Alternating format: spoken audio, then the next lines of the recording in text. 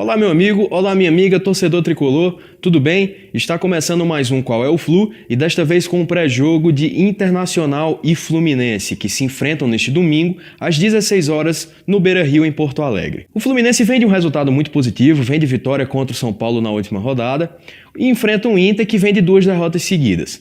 Esse jogo talvez traga ainda mais caráter estratégico para o Marcão, assim como ele fez em boas escolhas no jogo passado contra o São Paulo, que a gente vai tentar entender um pouco mais na prancheta, vendo o provável time, assim como algumas considerações em cima do Internacional. Vamos lá.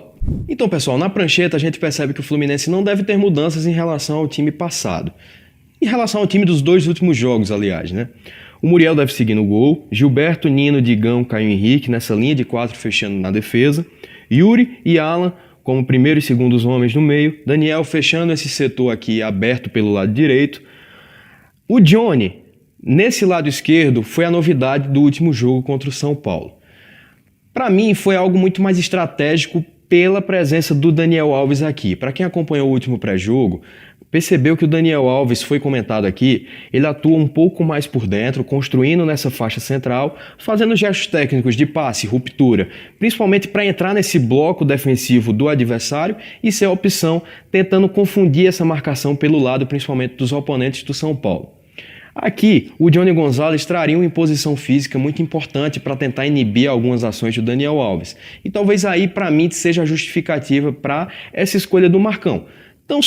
Não somente pelo rendimento com a bola, mas pela necessidade de se ter um jogador aqui especial que merecia certo tipo de atenção e principalmente de mudança estratégica no comportamento, no posicionamento da equipe.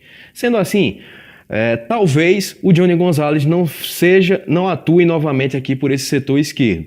E se o Marcão realmente optou por essa ação aqui por questão estratégica. Ainda assim, a gente coloca esse Fluminense, a gente vislumbra esse Fluminense praticamente como enfrentou o São Paulo na última rodada, fechando com Ganso e Marcos Paulo nessa faixa central aqui. Bom, para mim, como eu acredito que tenha sido um caráter muito estratégico para trazer o Johnny de volta para essa zona do lado esquerdo do ataque do Fluminense e também da defesa, eu acredito que pelos laterais direitos do Internacional, que podem ser o Bruno como o Heitor, por eles não viverem um momento defensivo tão satisfatório assim, eu acho necessário o Marcos Paulo, se tem um jogador aqui de velocidade, de drible, que consiga fazer essa condução não somente pela imposição física, mas também pela qualidade técnica. Então eu traria de volta o Johnny Gonzalez para essa faixa central, e ainda que talvez ele não renda aqui tanto quanto poderia, principalmente com a bola, isso aqui é um posicionamento médio, uma referência para esses jogadores no momento defensivo. Com a bola, o time pode se mexer à vontade, desde que crie compensações para isso, obviamente. Então, para mim, com a bola, esse tipo de movimentação, de triangulação, principalmente para favorecer o Ganso, que é o portador de maior passe vertical, de maior criatividade dentro desse time, o Johnny possa vir receber essa bola pelos lados, o Marcos Paulo também projetando em profundidade, seja por aqui, trazendo algumas movimentações que foram feitas contra o São Paulo e, como eu disse, para favorecer principalmente o Ganso, a criatividade do Ganso. Os dois jogadores mais verticais, de maior profundidade do Fluminense são realmente esses dois aqui, o Johnny e o Marcos Paulo. Então, como eu disse, o Johnny, para mim, voltaria para esse setor central, muito mais pela demanda que talvez o lateral direito do Inter pudesse trazer para o Fluminense. Mas com a bola, pode haver essas flutuações, podem haver essas trocas de posicionamento tranquilamente. Agora, sobre o Internacional, o Zé Ricardo, como dito, vem de 2 derrotas.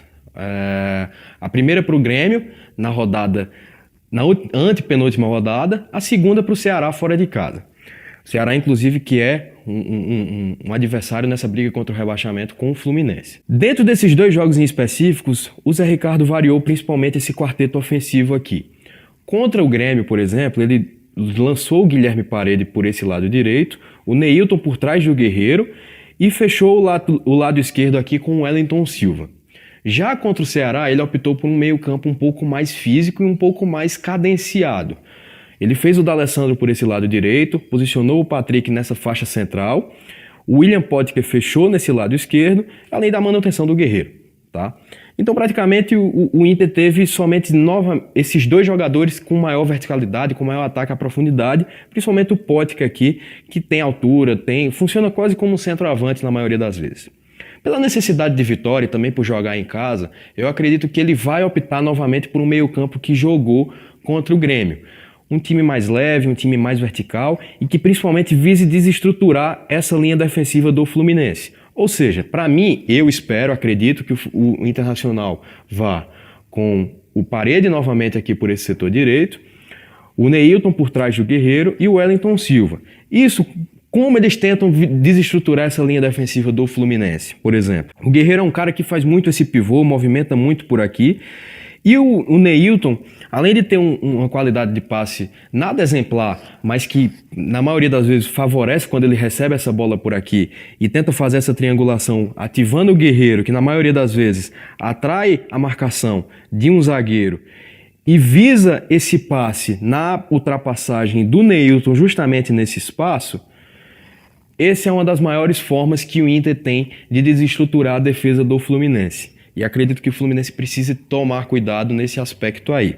Além, é claro, do Wellington Silva buscando esse 1 contra 1, algumas flutuações do Parede por aqui para gerar essa superioridade numérica, mas na maioria das vezes o Inter não busca atacar por setores específicos.